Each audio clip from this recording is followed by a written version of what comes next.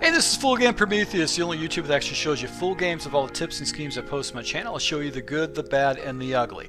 Alright, so guys, if you're new to my channel, you're looking for tips to take your game to the next level, you're looking for offensive and defensive schemes, and also just tips that'll actually go ahead and expand your knowledge and gameplay, go ahead and hit the subscribe button. I actually post daily tips. Now guys, I want to talk about something that just really hasn't been talked about on the pro level. Now pros, tournament players, players that play this game on a regular basis, they understand this concept, but no one really talks about it. It's not a concept that's commonly shared. And what I like to refer to it is route progressions after the play breaks down. Now if you guys have been following my channel, I'm notorious in making very fast reads and making very fast decisions and getting rid of the ball. And the reason why is I want to try to avoid basically getting sacked.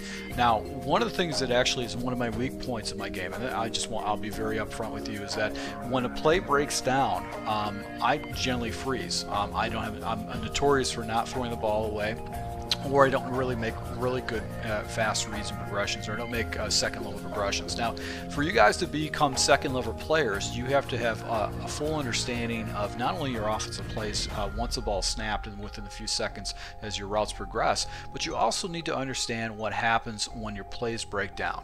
And one of the reasons why I've actually discovered this is because sometimes when I play this game, I'll notice that when my plays break down, and if I'm sitting in the pocket for a long time, or I'm rolling away trying to get away from pressure, your players, your routes, your receivers will actually bounce and actually release into certain areas of the field. So this is something you need to go ahead and understand and put into your game. So I'm going to go ahead and show you a fairly common play. This is mesh out of the gun bunch.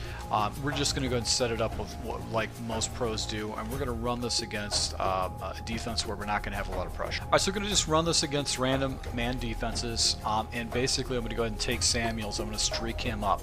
Now what is important to understand with this particular play is what happens when the play breaks down. What happens to your receivers when basically nothing happens, where you're going to be able to go ahead and throw the ball away. So I'm going to take a look at this in instant replay and show you what my receivers do when I'm sitting in the pocket and I'm not actually doing anything with the ball. So you take this guy's actually going to the flat route, and he basically sits here and he doesn't do anything. He doesn't move. He just moves a little bit because actually some pressure is coming around, and I'm sitting in the pocket right here.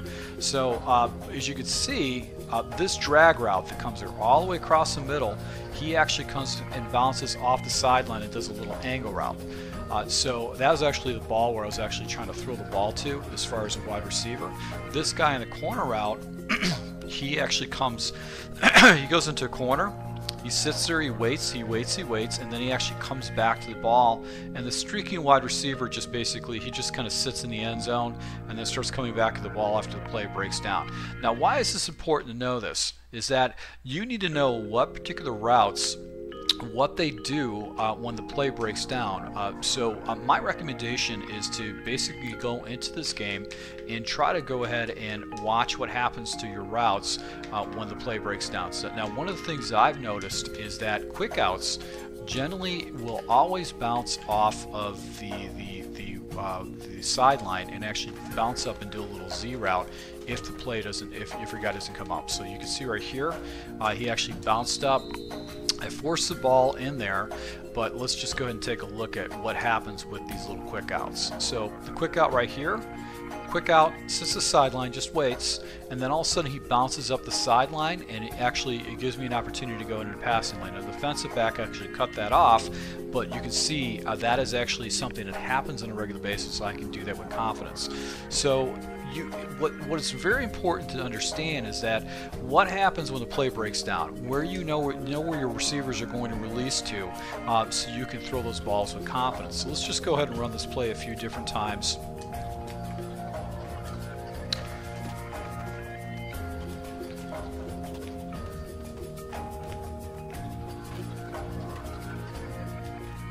You can see right there the guy just breaks over the middle.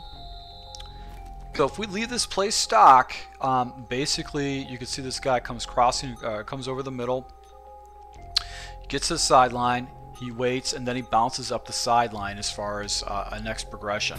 Once again, this defender actually sits here by the sideline. He waits. I'm sitting in the pocket, and then he comes in a little bit, and then he shoots up the field. This guy seems to be, whenever he hits his corner, if I haven't released the ball, he's going to come back to me. The running back, if he's actually on a block and release, the running back actually goes out to the sideline. He goes up. He'll go up the sideline and then actually go ahead and cut across the middle. And if I got a guy in a fly route, basically he's just going to go up and they might come back to the ball. So you got to understand that is that if you run into a situation where your play breaks down, what's going to happen with these wide receivers if the play breaks down? Where are you going to be able to go ahead and get these opportunities? Let's see here. Got a little crossing route there by Shepard, so he breaks away from his man.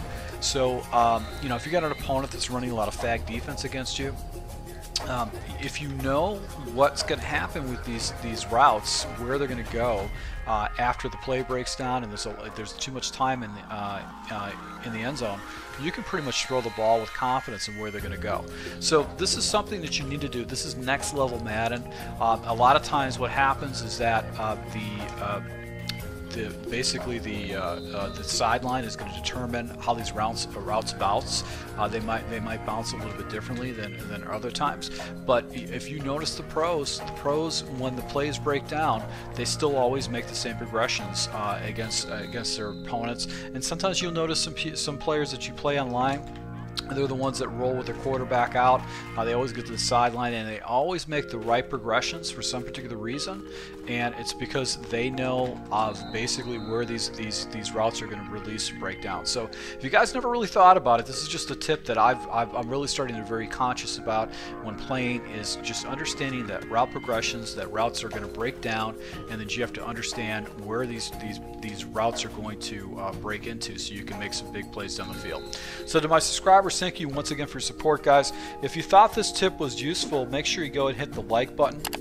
I really appreciate the likes, and also subscribe to my channel if you want to see gameplay. I'm a very fast progression player, and I like to go ahead and put progressions. I make progressions as quick as possible. But one of the things I'm going to start adding to my breakdowns is, okay, what happens when the play breaks down? What can you expect? What are the percentages of the players that are going to bounce certain ways? So if you got an opponent that fags you up on defense, doesn't send any pressure, puts a bunch of people in coverage, you know how you can break that down. So once again, thank you for support, and until next time.